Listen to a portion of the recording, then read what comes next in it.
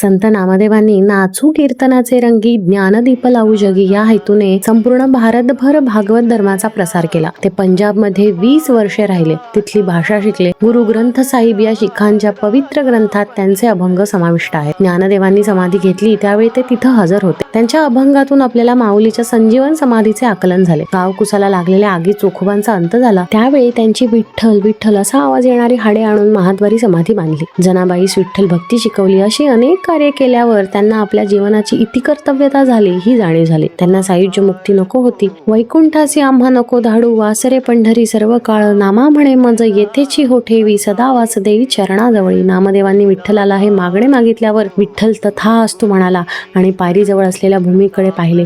ती भूमी दुभंगली. विठ्ठलाने सांगितलं, नामदेवा तुला ही भूमी मी दिली आहे. तुझ्या म्हणण्याप्रमाणे माझ्या दर्शनास येणाऱ्या भक्त मंडळीचे पदरज अखंड तुझ्या माथ्यावर पडतील. नामदेवांनी विठ्ठलाला नमस्कार केला आणि त्या दुभंगलेल्या भूमीमध्ये उडी टाकली. त्यांच्याबरोबर त्यांच्या घरातील सर्व मंडळींनी दासी जनीसह त्या दुभंगलेल्या भूमीमध्ये उड्या टाकल्या. भोवतालचे सर्व लोक पाहत असताना ती भूमी एकदम पहिल्याप्रमाणे झाली.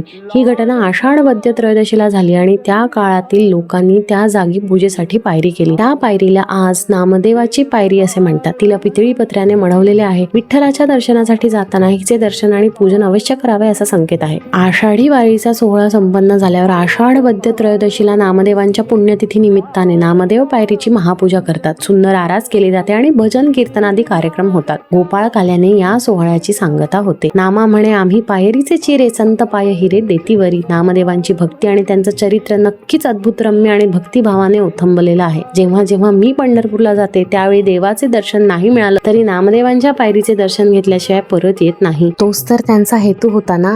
आणि हो, आज संत श्रेष्ठ नामदेव महाराज यांचा 676वा संजीवन समाधी सोहळा आहे. त्यांना विनम्र अभिवादन. धन्यवाद.